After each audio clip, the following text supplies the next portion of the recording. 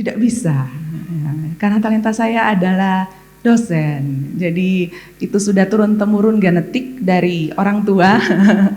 Jadi papa saya guru, mama saya guru. Katanya buah itu jatuh tidak jauh dari pohonnya ya, kecuali tanahnya miring. Jadi karena tanahnya ini bagus, jadi ya beginilah saya. Nah sambil saya sharing, saya rindu dong mungkin ada yang mau menanggapin, atau mungkin ada yang mau kesaksian, silakan angkat tangan. Dan kita punya mic di sini, jadi kita bisa interaktif. Karena ini saya berharap bukan satu arah, gitu ya. Nah, mungkin ada teman-teman yang masih ingat firman minggu lalu. Dosen bertanya, kita menilai. Saya keliling ini ya. Ada yang masih ingat firman minggu lalu? Ada Pak Jo yang paling depan gitu ya. Aminnya paling besar saya. Yang saya ingat dari Instagramnya Pak Kris itu ya, anak yang baik. Begitu, istrinya bagaimana? Ya, benihnya jelek pun kalau tanahnya baik, dia bisa berkembang. Oke, 100, oke. Hadiahnya belum ada. Mohon Tuhan memberkati nanti ya. Oke. Ada yang masih ingat? Mungkin yang di belakang gitu ya. Pak Riko, masih ingat Pak Riko? Riko ingat Riko? Yes. Ingat dong Riko ya. Dia duduk paling depan. Riko duduk di mana kemarin tuh? Di situ ya. Nah jadi sekilas saya mereview firman minggu lalu itu terinspirasi. Memang Kak Aldi itu nonton Instagramnya Om Kris karena dia dapat telepon dari anaknya dan anaknya bilang gini, keren ya Pak, meskipun mungkin benihnya itu buruk, tapi kalau tanahnya baik itu bisa bertumbuh. Dan itu kena ke Kak Aldi dan dia rindu untuk membagikan firman itu. Dan nanti saya akan cerita kenapa kisahnya itu lanjut ke saya. Jadi ada kisah di balik ini teman-teman gitu ya. Nanti saya akan masuk ke poin itu.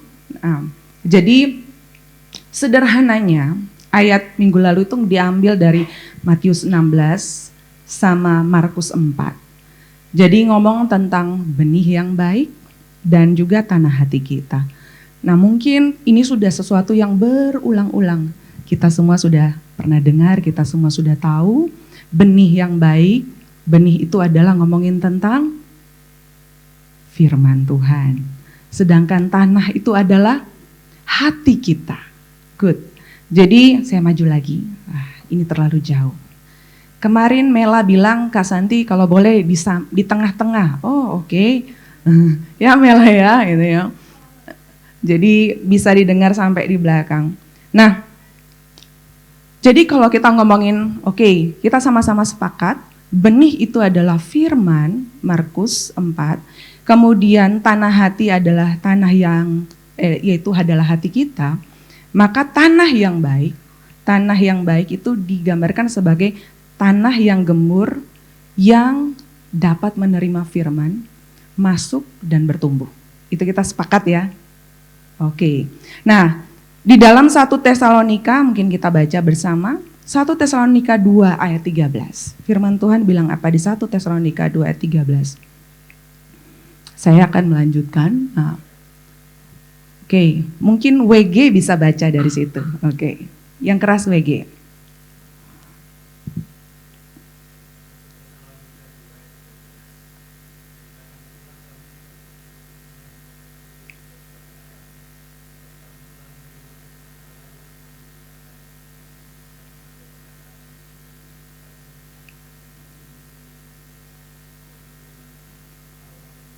Bekerja juga. Baik.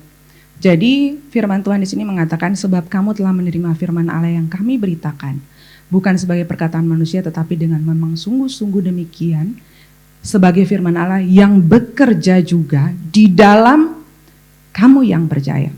Nah, firman Allah di sini katanya sama dengan seed atau benih. Di arti yang lain itu artinya ada energi. Jadi seed di sini arti lainnya adalah energi.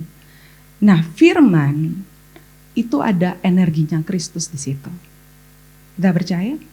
Makanya firman yang kita baca dan kita perkatakan pada saat kita terima, energinya Allah mampu membuahkan hasil pada saat kita percaya.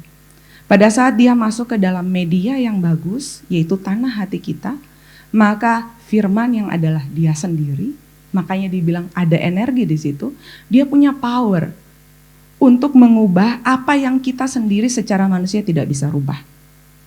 Nah, di dalam Yakobus 1 ayat 21, coba kita lanjut. Yakobus 1 ayat 21 dia bilang begini, Sebab itu, buanglah segala sesuatu yang kotor dan kejahatan yang begitu banyak itu, dan terimalah dengan lemah lembut firman yang tertanam di dalam hatimu, yang berkuasa menyelamatkan jiwamu. Berarti, the life is in the word atau in the soil. Nyawanya itu ada di benih. Nyawanya itu ada di firman, bukan di tanah. Tetapi firman itu yang punya power, yang punya energi, yang punya nyawa, tidak akan bisa bertumbuh, bermanifestasi kalau tanahnya itu, medianya itu nggak pas. Media itu nggak bisa menerima. Nah, itu yang harus kita ingat, bahwa yang bikin power, yang bikin bertumbuh itu memang bukan kitanya, tapi benihnya. Tapi kita harus bekerja sama. Nah, kita lanjut lagi. Kalau kita ngomongin tentang, kalau begitu, tanah yang bagus, benih seburuk apapun bisa masuk, itu artinya apa? Seberapa banyak Bapak Ibu atau teman-teman melihat bahwa Yesus itu bicara lewat benih yang secara manusia kita anggap itu nggak bagus? Betul? Ada yang pernah mengalami? Kok bisa ya lewat gelombang angin topan dalam hidup saya udah menukik tajam, udah terlindas, udah mati bangun, kok ada firman di situ. Nah, tetapi ada orang yang mampu bertahan, ada orang yang tidak mampu bertahan. Jadi kalau kita percaya Allah turut bekerja dalam segala perkara untuk mendatangkan kebaikan buat kita yang mengasihi Dia, maka kita percaya benih itu mau dalam bentuk apapun modelnya, mau lewat dititipkan oleh tetangga kita yang mungkin agak benceno, mungkin lewat anak kita yang kita pikir selama ini sok tahu, aku yang lahirin dia, kenapa kok ada firman yang lewat mulutnya? Tapi firman Tuhan berkata Tuhan tuh bisa pakai apa saja, dan benih itu powerful, benih itu punya energi, meskipun kita merasa bahwa energi dari mana? Baca firman, energi dari mana? Tapi kita percaya bahwa firman Tuhan, kata yang tadi, Yakobus mengatakan bahwa itu ada energi. Nah, mari kita lanjutkan. Nah, kalau kita ngomongin bahwa tanah itu penting, tanah itu media, Bapak Ibu, teman-teman. Kebetulan saya itu bukan penanam, saya tidak suka bertani. Yang suka bertani adalah suami saya. Saya adalah tim horenya gitu ya, jadi hore tanam, habis itu saya menyiapkan makanan yang enak, habis dia nanam, dia makan, terus dia lanjut lagi, kemudian saya cuma bagian nyiram-nyiram, itu pun kalau saya ingat, kalau enggak ya dia akan ngomel-ngomel karena semua tanamannya mati kalau pulang luar kota, ya begitulah kelemahan saya. Nah, jadi tetapi kalau kita ngomongin tanah itu menggambarkan media, nah tanah itu juga menggambar, kalau media itu apa sih? Media itu good receiver atau bad receiver. Jadi tanah itu kan terima ya, accept. Nah, terima itu bisa dua. Dia bisa terima dengan baik atau tidak terima dengan baik. Nah, terima dengan baik itu artinya dia menjadi tanah yang baik. Nah, salah satu contoh bahwa kita itu menerima dengan baik adalah, coba kita bayangkan, pada saat kita menerima firman, atau dari rumah lah gitu ya, apakah kita punya haus dan lapar untuk datang beribadah? Atau punya nggak kita rasa hormat terhadap firman. Nah, penghormatan terhadap firman itu adalah good receiver yang bagus untuk kita terima sesuatu. Percayalah teman-teman, saya juga sudah melihat beberapa waktu ini, kita duduk sama istri kita atau suami kita di samping, tapi kita pulang, satu bilang saya nggak dapat apa-apa, satu bilang saya dapat banyak. Nah, itu tergantung seberapa haus dan lapar kita akan firman. Dan kalau kita menyiapkan media kita, makanya firman Tuhan bilang, datang dengan haus dan lapar. Itu artinya apa? Kita ngomong ke diri saya, aku mau ketemu Tuhan. Aku kepengen dengar firman Tuhan hari ini. Aku rindu Tuhan bicara. Beda dengan, Allah paling gitu-gitu aja firmannya. Langsung kita ngeblok gitu. Langsung kita ngeblok. Itu menjadi bad receiver. Jadi pada saat rasa hormat itu muncul, rasa terima kasih itu muncul, rindu, haus dan lapar itu muncul. Makanya firman Tuhan, berbahagialah orang yang haus dan lapar akan kebenaran, karena dia akan dikenyangkan. Tapi orang yang tidak haus dan lapar, pulang ya lapar juga gitu. Mau seberapa bagus pembicara, begitu pula mau seberapa remeh mungkin secara manusia, pembicaranya siapa sih? Nggak terkenal, level lokal misalnya gitu. Makanya saya juga melatih diri saya, Tuhan itu bela firman-Nya, mau siapapun yang ngomong. Benih itu punya power, mau dari siapapun mulutnya. Pada saat Tuhan memberi urapan, Tuhan bisa memberkati meskipun secara manusia kita menolak, firman-Nya apa sih, nggak nyambung banget gitu ya. Tapi saya juga melatih diri saya bahwa terima benih ini. Kalau tidak, kita akan lewat begitu saja, 1,5-2 jam kita di sini itu sia-sia. Lebih baik kita tiduran di rumah. Sehingga penghormatan kita, rasa kita untuk membutuhkan firman itu penting. Nah, sehingga pada saat firman itu disampaikan, kita ngomong, ya, oke Tuhan, aku terima, oke Tuhan terima kasih, ini buat aku. Jangan bilang ini buat dia, aku tahu firman itu cocok buat dia. Enggak, bukan buat dia, bukan buat aku. Jadi kita bukan menjadi good receiver, pasti menjadi bad receiver. Sehingga tadi pada saat pujian dinaikkan ada kata, ku kagum hormat akan Engkau. Itu tuh langsung nyesek di hati saya nggak bisa berhenti menangis. Karena pada saat kita merasa kagum dan hormat, nggak mungkin kita cuma asal-asalan atau nyanyi sambil main HP. Nggak mungkin itu.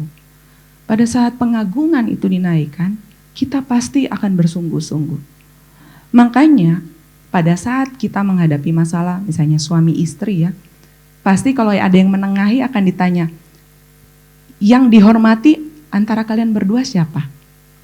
Karena orang yang dianggap dihormati, itu pasti kalau ngomong akan didengar.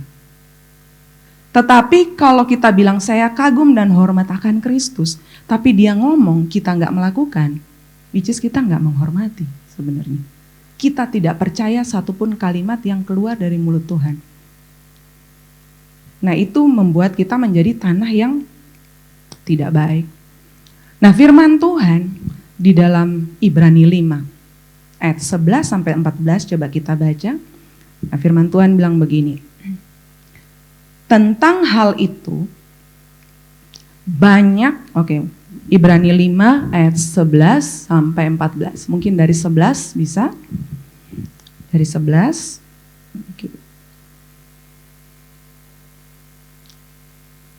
Oke, terima kasih. Tentang hal itu banyak yang harus kami katakan, tetapi yang sukar untuk dijelaskan karena kamu telah lamban dalam hal mendengarkan. Sebab sekalipun kamu ditinjau dari sudut waktu, sudah seharusnya menjadi pengajar. Tapi kamu masih perlu lagi diajarin asas-asas pokok dari penyataan Allah, dan kamu masih memerlukan susu, bukan makanan keras. Sebab barang siapa masih memerlukan susu, ia tidak memahami ajaran tentang kebenaran, sebab ia adalah anak kecil. Tetapi makanan keras adalah untuk orang-orang dewasa yang karena mempunyai panca indera yang terlatih, untuk membedakan yang baik daripada yang jahat. Kita mulai dari yang sederhana. Jadi benih di sini dikategorikan dua. Satu susu, satu makanan keras. Susu, firman itu digambarkan sebagai sesuatu yang menyenangkan, memberi kenyamanan, menghangatkan, menjadi penyemangat, memberi penghiburan. Itu adalah susu. Tetapi satu lagi makanan keras. Makanan keras itu berarti firman itu ngomongin apa? Firman itu ngomongin kebenaran. Kebenaran itu artinya pada saat kita berkaca dengan kebenaran itu, kita tahu ada yang gak benar. Dia akan mengekspos yang gak benar dari hidup kita, kemudian kita diminta untuk tobat, transformasi. Kamu udah tahu yang benar, sekarang saatnya kamu transformasi, kamu bertobat. Nah, kalau kita baca di ayat 15, coba ya, kita sama-sama sudah dewasa, 14 deh, ayat 14. Tetapi makanan keras adalah untuk orang-orang dewasa yang karena mempunyai panca indera terlatih untuk membedakan yang baik dari yang jahat. Berarti kedewasaan rohani definisinya apa? Kalau dari ayat ini, suka makanan yang keras. Kalau dari ayat ini berarti dia bilang kedewasaan di dalam Tuhan diukur oleh kemampuan kita melatih indera kita, senses kita untuk mengenali perbedaan antara yang baik dan yang jahat. Jadi Tuhan mengukur kedewasaan dengan cara orang ini punya nggak kemampuan untuk panca inderanya mengenali yang jahat dan yang buruk. Dalam bahasa sederhananya berarti semua senses atau semua indera yang Tuhan ciptakan itu memang didesain untuk mengenal Dia. Untuk mengenal Dia. Penciuman, mata kita, telinga kita, perasa kita, pikiran kita, itu semua untuk mengenal Kristus. Nah, cuma kalau ini kan firman Tuhan bilang kita harus bisa melatih. Dalam bahasa Inggris lebih jelas lagi, train your senses, dia bilang gitu. Nah di dalam firman Tuhan yang lain dia bilang, aku melatih diriku sedemikian rupa, supaya aku bisa mengerti kehendak Allah. Karena memang gak mungkin kita bisa terima benih yang secara manusia kita pikir itu buruk dengan mudah. Kalau kita tidak mampu melihat yang tidak terlihat. Gimana caranya kita bisa melihat yang tidak terlihat? Latih cara mata rohani kita melihat. Jadi kita harus train senses kita. Memang kelihatannya ini badai topan ini menghancurkan seluruh keluarga saya. Tapi apa yang dibalik itu? Nah kalau kita nggak pernah melatih kemampuan kita, senses kita, indera kita untuk melihat, kita akan kelewat saja benih itu. Tidak akan bertumbuh. Isinya hanya cuma komplain, kepahitan, marah-marah sama Tuhan. Nah ini terjadi, saya juga sharing, terjadi juga dengan saya beberapa waktu ini. Jadi minggu lalu kalau Bapak Aldi ngomong bahwa saya sering melakukan kesalahan, memang benar. Jadi kesalahan ilahi, kayak gitu ya. Jadi kalau kisah baliknya adalah, biasa kalau bapak-bapak dia cuma tahu ujungnya. Kalau istri kan memang tahu detailnya. Karena dia cuma bawa kaki, duduk di pesawat, tiket semua sudah di-check-in, sudah diurus gitu ya. Turun, semua sudah ready, sudah gitu ya. Jadi saya cuma menceritakan beberapa sudut. Tapi detailnya adalah saya ingat minggu sebelumnya, saya bilang ke Siska, Timot. Kayaknya minggu depan nanti minta tolong ya kami nggak ada di hari Minggu. Saya nggak tahu kenapa saya ngomong itu, padahal saya belum beli tiket pulang.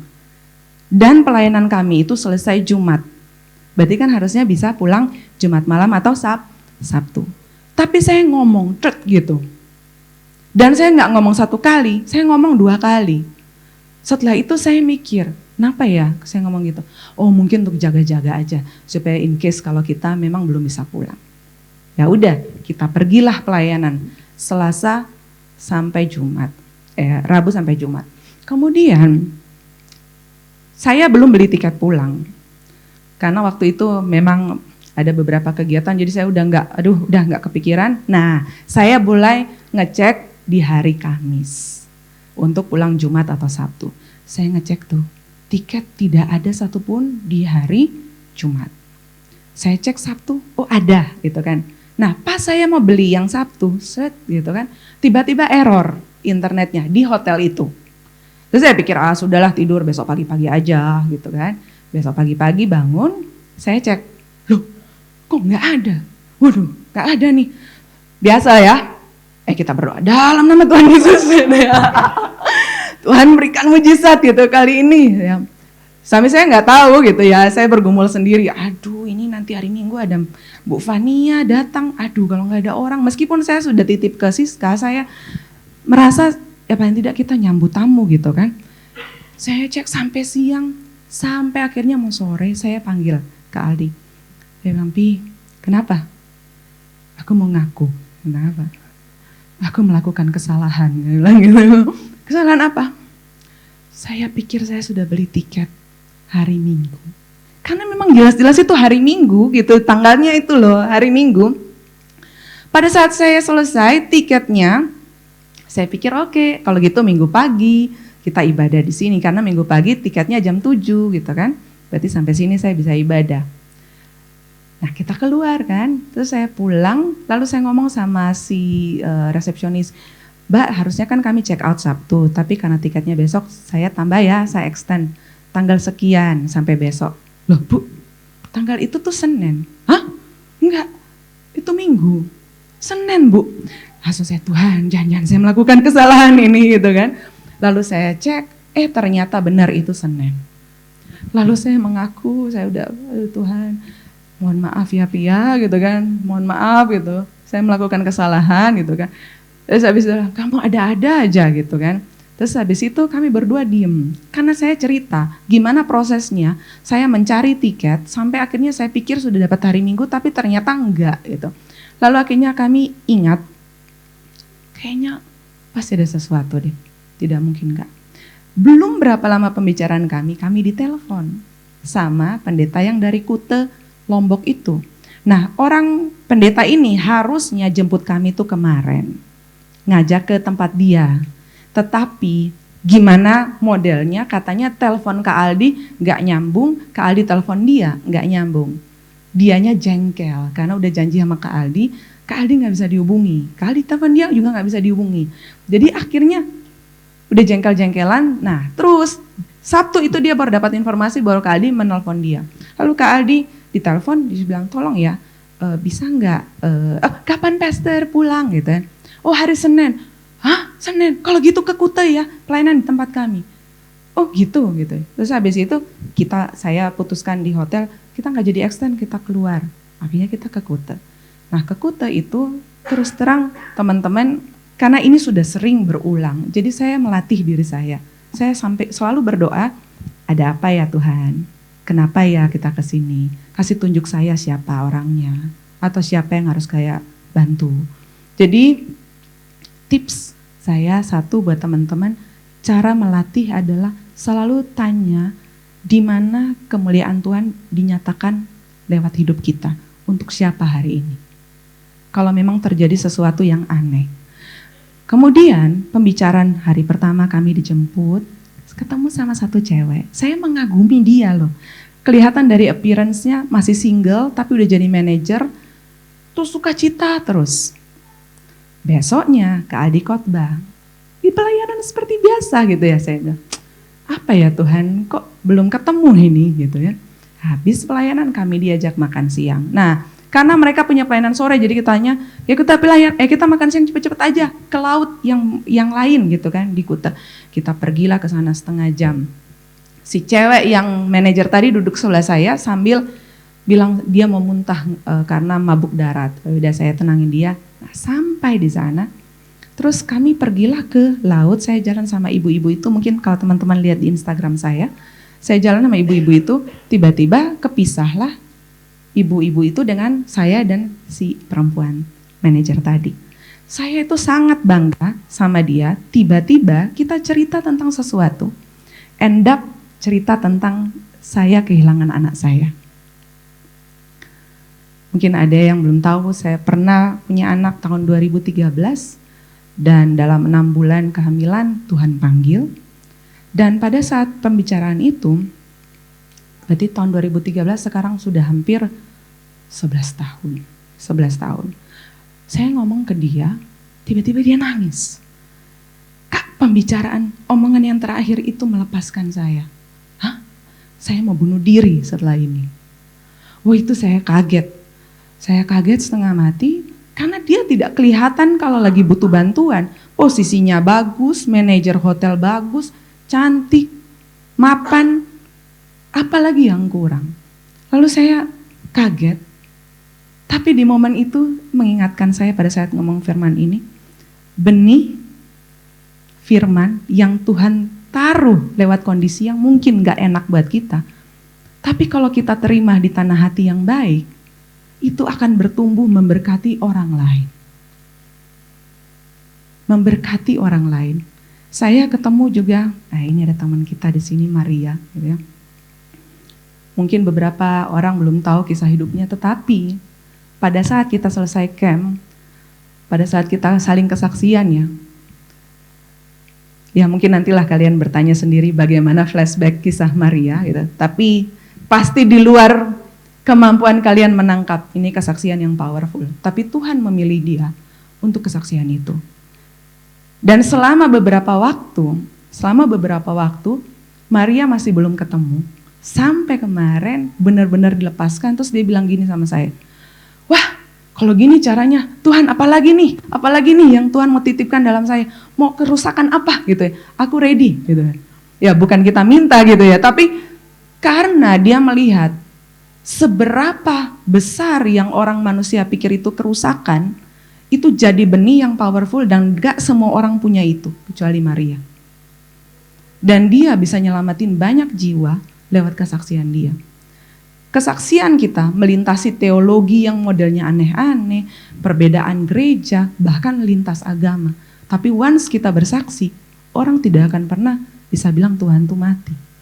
Tuhan itu hidup. Karena dia punya kesaksian. Jadi meskipun kita terlihat benihnya kok buruk ya, tapi firman Tuhan bilang begini, orang dewasa mampu melihat, mampu melatih panca inderanya sehingga bisa melihat yang baik daripada yang jahat. Jadi kalau kita punya kedewasaan secara rohani, latih senses kita. Nah yang kemarin itu pun juga pas Kak Aldi ngomong gitu, Bapak Ibu tahu, saya duduk di situ tapi Tuhan ngomong, kamu lanjutin minggu depan. Hah? Nah saya itu langsung mikir, Tuhan minggu depan itu saya akan persiapan Saracen Ortumaba, karena Petra bikin Petra Business School itu, lalu mau grand launching, aduh Tuhan itu acaranya Sabtu, pasti sampai malam, Tuhan kapan saya punya waktu, sedangkan ini full persiapan. Tuhan gak ngomong, dia cuma bilang kamu lanjutin. Ya udah, pas pulang, nah Kak Aldi ini gak pernah minta saya sharing firman. Kalau teman-teman lihat saya sharing, berarti itu saya yang minta. Nah pas pulang di khotbah, Kak Aldi ngomong gini, gimana tadi firman? Ya biasa itu memang kita diskusi sebagai suami istri. Saya bilang firmannya sangat memberkati saya dari sini. Terus dia bilang kamu lanjutin ya minggu depan firmannya. Gitu langsung nangis saya. Saya bilang Roh Kudus, kenapa kamu pakai suamiku gitu ya untuk ngomong, karena kalau udah 2 kali kan nggak mungkin saya berarti itu konfirmasi. Itu konfirmasi. Makanya Bapak Ibu tahu sampai tadi malam saya tidak tahu apa yang saya harus omongkan dan saya tidak punya kemampuan untuk berpikir karena pikiran saya habis untuk ngurusin Petra Business School. Itu pun Petra Business School itu another story yang lain. Yang 9:30 tuh saya sudah pusing. Migran sebelah, saya berusaha, ini suami saya di sebelah baru pulang juga dari fellowship dengan Energi 1, kami berdua, kami berusaha sama-sama cari firman, lalu, ting masuk dekannya, terima kasih sudah selesai bla bla bla, jangan lupa kita harus bikin ini, Santi tolong berikan laporan saat ini, Tuhan ini kan saya mau kerjakan firman, ini gimana, jadi dibuat sampai saya tidak punya kemampuan. Akhirnya saya memilih tidur jam 12. Lalu saya bilang, Tuhan, bangunkan saya besok pagi dengan energi yang baru. Tadi pagi saya bangun sekitar 4:30, tidur kurang lebih 4 jam. Kalau tidur 4 jam biasa lemes ya. Saya dibangunkan sama apa tadi pagi? Sama lagu. Satu pujian seperti di kepala saya lupa lagu apa itu. Saya bangun, mata saya on, badan saya segar. Langsung saya baca firman. Nah jadi apa ya? Sometimes itu, banyak kali Tuhan memang buat sesuatu yang kita merasa, aduh kayaknya gak cukup deh. Waktu saya ini gak bisa, lalu ini gak bisa, gak mungkin gak bisa Tuhan gitu ya. Tetapi pada saat saya bilang, oke Tuhan, boleh aku bayar harga. Kalau ini dari Tuhan, Tuhan kasih kekuatan. Bahkan sampai saat ini. Jadi makanan keras kita harus mulai belajar. Tapi tidak mungkin kita jadi media yang baik kalau kita tidak punya sense panca indera. Nah itu nggak bisa saya ajarin kepada teman-teman. Itu harus dilatih. Dan dilatih itu butuh ketekunan. Jadi misalnya hari ini gagal, besok coba lagi. Besok coba lagi. Sama seperti atlet, pernah nggak kita lihat atlet itu mau dia kalah, mau dia menang, dia latih kan? Tetapi yang di dalam kepalanya dia adalah dia menang. Dia melihat yang tidak terlihat. Pokoknya aku fokus, aku melatih. Jadi mari kita latihan.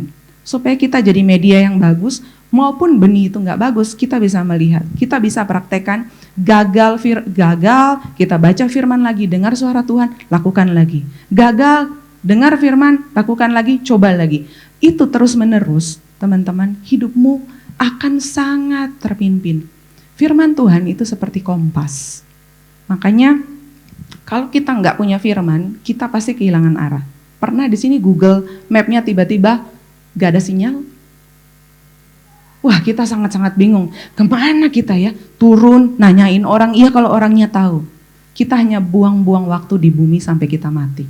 Itu arti tidak punya firman. Jadi selalu kita pakai itu. Nah, mari kita kembali ke Markus 4 ayat penutup. Nah, Markus 4 ini kalau kita baca dari ayat pertama sampai ayat yang ke-20, jadi firmannya itu bicara tentang jenis tanah. Ya kan? Ada 4 jenis tanah. Yang pertama adalah tanah di pinggir jalan. Kedua tanah berbatu-batu. Ketiga tanah semak duri, dan 4 adalah tanah yang baik. Nah, mungkin yang belum baca, balik lagi baca. Nah, sekarang coba kita mulai dengan 4 ayat 13. Lalu ia, Markus 4 ayat 13. Mari kita baca. Nah, dia bilang gini, firman Tuhan dari Tuhan Yesus ya. Lalu ia berkata kepada mereka, tidakkah kamu mengerti perumpamaan ini? Kalau demikian, bagaimana kamu dapat memahami semua perumpamaan yang lain? Perumpamaan ini adalah perumpamaan basic. Kalau kita nggak tahu ini, kita nggak tahu yang lain. Kalau di ayat yang lain dia bilang, di dalam terjemahan bahasa Inggris dia bilang, kalau kamu nggak tahu ini, kamu nggak bisa unlock hikmat atau perumpamaan yang lain lewat hikmat Tuhan. Udah gak bisa. Nah, kenapa? Karena begini, kalau firman itu gak tumbuh, berarti iman tumbuh gak? Gak tumbuh. Kalau iman gak tumbuh, kita bisa hidup dalam maunya Tuhan gak? Gak bisa. Kalau gak ada firman, kita lost. Kalau nggak ada firman, kita nggak mungkin mumpuni menjalani hidup seperti yang Tuhan mau. Udah hilang. Mau khotbah apapun nggak ada firman yang tumbuh. Makanya firman Tuhan bilang, ini dipahami dulu. Gimana firman itu bekerja, dipahami dulu. Kalau kita bisa menjadi media yang baik, baru habis itu kita belajar hal-hal yang lain. Prinsip yang lain. Kalau tidak, kita nggak akan pernah bisa mengerti yang lain. Jadi, katakan pada teman-teman kiri kanan atau diri sendiri, ngomong, baca Markus 4 pulang di rumah. baca Markus 4. Sampai rumah bilang, baca Markus 4. Diulang-ulang bahwa Markus 4, ini dasar. Ini dasar. Nah, jadi kalau misalnya kita nggak tahu firman, kita tahu nggak janji-janji Tuhan? Nggak tahu. Janji nggak tahu, gimana mau klaim janji? Ya toh, janji di mana ya gitu ya? Nggak tahu. Kita suka bilang jangan buta huruf ya guys, gitu kan? Ini jangan buta Alkitab ya guys, gitu ya. Jangan sampai kita ngerti hal-hal yang lain, tapi firman Tuhan kita buta huruf. Gak ngerti, ayat ini di mana ya? Pasal ini emang ada, eksis di dalam Alkitab. Sampai bingung gitu kan. Saya suka iri sama teman-teman yang Muslim, mereka masih kecil udah khatam loh. Saya sendiri iri waktu kemarin itu ada satu ibu-ibu, dia baru pindah dari Muslim, dalam 6 bulan khatam Alkitab. Itu kayak, gitu kan, tertancap saya. Kenapa saya suka skip? Tawarik, gitu kan. Beranak ini, saya suka skip itu gitu kan. Wah itu kena gitu. Nah itu orang yang di luar Tuhan aja begitu loh. Kita, Habakuk itu di mana ya gitu ya. Atau Sakaria itu di mana? Jadi mari kita supaya jangan sampai gak melek firman Tuhan. Kalau tidak kita gak bisa klaim apa-apa. Nah mari, saya menutup, kita coba lihat. 4 jenis tanah, saya review sedikit. Jadi yang tanah di pinggir jalan itu artinya, kalau teman-teman baca, itu artinya tanah atau media yang sering terdistraksi. Banyak gangguan. Sehingga tidak bisa tumbuh. Nah ini nih memang banyak gangguan ini nih. Ini. Kalau baca firman saran saya jangan pegang ini. Ini banyak gangguan. Itu tanah di pinggir jalan. Kemudian tanah berbatu-batu. Tanah berbatu-batu simpelnya adalah media yang tidak tahan goncangan. Terima firman dengan happy, ditulis nama Tuhan Yesus gitu. Terima Tuhan dengan happy, puji Tuhan firmannya bagus. Tadi Kak Santi bilang gini-gini. Sampai rumah ada tantangan, ciut. Itu batu-batu. Nah kemudian tanah belukar itu bicara tentang apa? Nah coba saya bahas yang belukar ini aja, semak duri ya. Nah di dalam ayat yang yang belukar itu di 18. Dan yang lain ialah yang ditaburkan di tengah semak duri. Itulah yang mendengar firman itu. Lalu kekhawatiran dunia ini dan tipu daya kekayaan dan keinginan-keinginan akan hal yang lain masuk menghimpit firman itu sehingga tidak berbuah. Bisa dibayangkan nggak menghimpit? Gimana tuh menghimpit? Ini kecekek. Itu menghimpit. Nah, yang menghimpit itu apa? Menghimpit itu adalah tipu daya kekhawatiran dunia dan tipu daya kekayaan dan keinginan akan hal-hal lain. Nah, kalau saya baca di dalam terjemahan asli, di King James, coba ya, kata kekhawatiran, dia pakai kata cares of this world. Bahasa aslinya adalah divided and mind. Jadi, divided mind, kekhawatiran. Jadi kekhawatiran itu artinya pikiran yang aku percaya Kristus, Tuhan Yesus mampu. Tapi juga aku percaya aku bisa begini-begini, bisa minta tolong tetanggaku sih. Bosku juga bisa bantu sih. Oh, papa mamaku punya kenalan. Tapi aku percaya Tuhan sih. Cuma ya bisa juga sih kita ke orang sebelah itu orang pintar, bisa. Itu namanya divided mind. Divided mind. Jadi, kalau divided mind, itu membuat kita mudah nggak anxiety, khawatir? Mudah. Karena terlalu banyak option. Saya punya cerita, saya berusaha cari namanya, saya belum ketemu. Ada satu atlet, dia kecelakaan, satu tangannya puntung. Kemudian setelah berapa lama recovery, dia memilih kembali lagi jadi atlet, tapi dia memilih untuk main handball. Nah, handball ini berarti dia cuma pakai satu tangan. Dan teman-teman, dia menang tingkat nasional. Terus ditanya, bagaimana bisa kamu dengan satu tangan mengalahkan orang yang dua tangan? Dia bilang, easy. Gimana caranya? Karena waktu bola itu datang, saya yakin saya pasti fokus ke tangan ini dan masuk. Tapi pada saat orang lain bola itu datang, dia mikir tangan mana ya, gitu ya, kiri apa kanan. Dan itu membuat sepersekian detik hilang. Dan karena dia fokus, tidak divided mind, dia mudah mencapai yang dia mau. Jadi pada saat terlalu banyak opsi, itu menimbulkan anxiety, menimbulkan kebingungan, kebingungan dan kekhawatiran. Kan kita suka bilang gini kan, how if, gitu kan, what if, gimana kalau, oke, kita pergi berdoa, terus kita juga coba ini. Nah, saya baca satu quote, dia bilang fear itu adalah what if.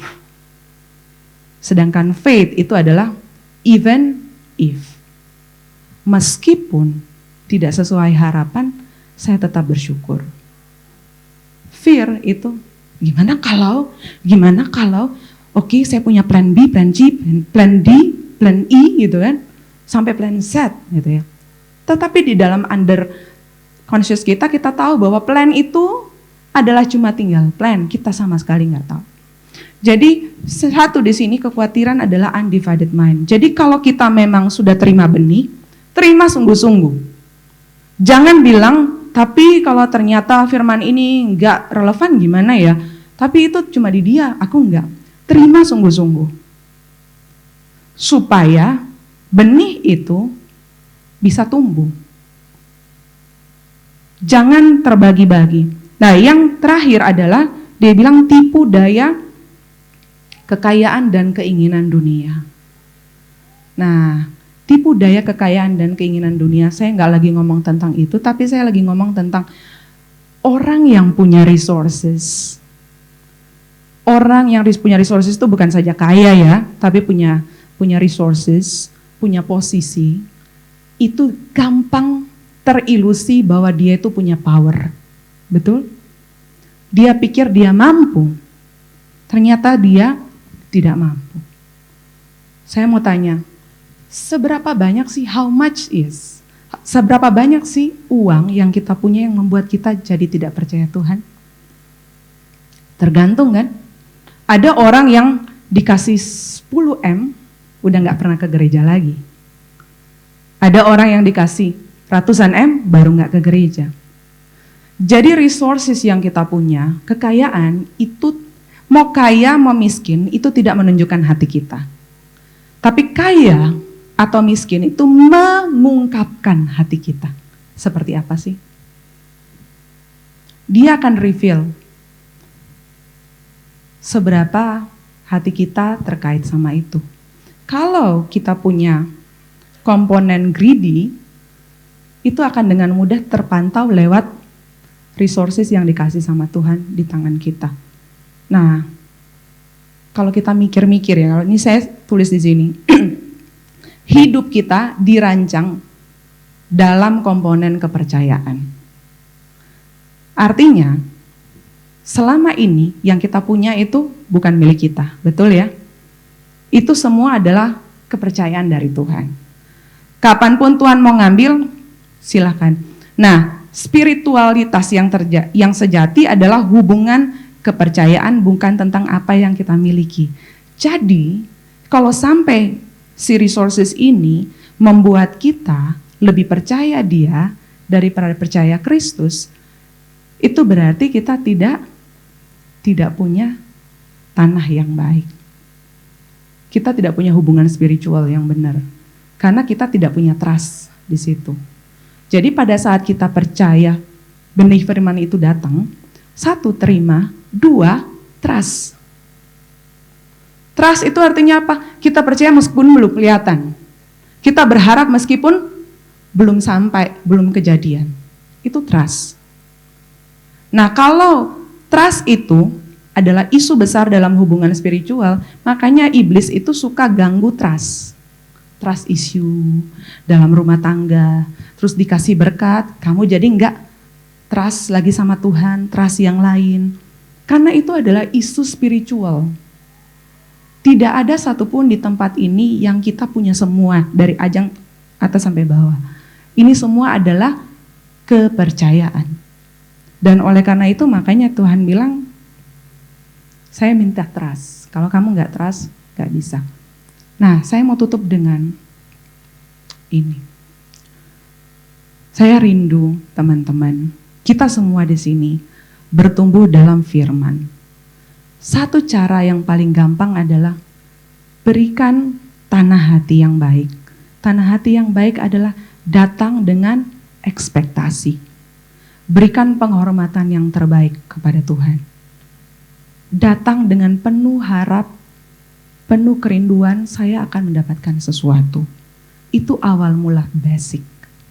Pada saat kita suami istri, teman-teman yang single, kalian lihat, kalau cowokmu atau cewekmu tidak respect sama firman, atau sama Tuhan, itu adalah red flag.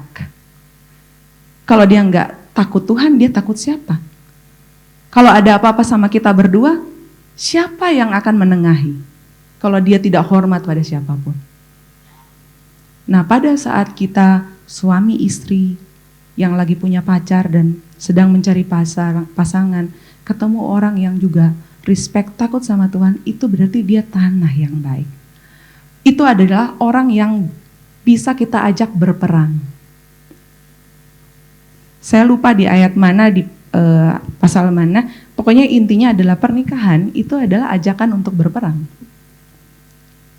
Untuk fight sama-sama. Nah, bayangkan fight sama-sama, satunya tanah hati kayak pinggir jalan. Itu fightnya kamu, bukan fightnya aku, urusannya kamu. Atau misalnya berbatu-batu, atau pagar, atau penuh dengan duri. Jadi pada saat kita punya hati yang sepakat, kita dapat menanggulangi masalah apapun. Meskipun benihnya kelihatan dari benih yang gak happy Tuhan, gak bagus Tuhan. Dan saya bersyukur kalau teman-teman semua bisa bertumbuh di sini. Ingat, definisi terakhir kedewasaan adalah jika kita mampu membedakan mana yang baik dan buruk dengan melatih panca indera kita. Jadi pada saat sesuatu itu datang, jangan langsung marah sama Tuhan, jangan langsung nolak, jangan langsung gak mau terima, latih dulu. Apa ini ya? Sebentar, lihat dulu. Persis dengan yang terjadi di sampai tadi malam. Aku kok happy ya? Aku capek tapi aku kok happy. Saya kok happy? Bilang saya capek tapi saya happy. Dan kalau dikilas balik saya bilang ini memang jawaban Tuhan. Adalah doa saya dalam beberapa waktu kemarin. Saya bilang ini jawaban Tuhan. Tapi satu yang saya latih. Nah, ini pattern yang saya ketemu kalau ini dari Tuhan. Ini yang terjadi dalam hidup saya selama kurang lebih 42 tahun. Saya lihat kalau itu dari Tuhan, selalu ada tantangan tapi bikin saya mengandalkan Tuhan. Itu selalu gitu. Kalau tantangannya gede tapi mengandalkan orang lain, uang orang lain atau apa, itu saya khawatir. Atau kalau misalnya too good to be true, terlalu mulus. Ininya bagus, semua tersedia. Saya suka ini, balik lagi alarm. Tuhan, benar nggak nih? Benar, jangan-jangan ini jalan tol, terus tiba-tiba seret, kecelakaan mati semua. Ya kan? Karena kita salah. Jadi firman, suara Tuhan dan suara Tuhan di sini itu nggak mungkin bertolak belakang. Jadi kalau teman-teman ada yang mungkin belum pernah dengar suara audible-nya Tuhan atau impresi dari Tuhan, baca ini. Ini akan melatih senses kalian. Betul, serius. Baca berkali-kali itu akan membangun sense karena kita jadi tahu suara Bapa kita. Saya meskipun dari sekian jauh berapa jenis Bapa yang ada di sana, kalau dia panggil nama saya, pasti saya tahu itu Papa saya lagi panggil. Karena saya hidup bergaul sama dia. Jadi kalau teman-teman rajin baca ini, teman-teman tahu itu dari Tuhan kok. Tahu kok. Dan tidak perlu kayak orang Israel 40 tahun muter-muter, balik lagi, muter-muter lagi, balik lagi. Nah, sehingga satu kali ini saya mau tutup dengan kata, jadi media yang baik. Apapun itu, jadi media yang baik, supaya kita bisa selesai tepat waktu, kita tidak perlu menghadapi masalah yang sama berkali-kali. Kalau ada kepahitan, lepasin, gak worth it. Kalau ada beban masa lalu, lepasin, gak worth it. Itu adalah benih dalam rupa masa lalu yang buruk, tapi Tuhan pakai untuk memberkati orang. Contohnya punya Maria. Jadikan itu sebagai berkat buat orang lain. Mari kita berdoa.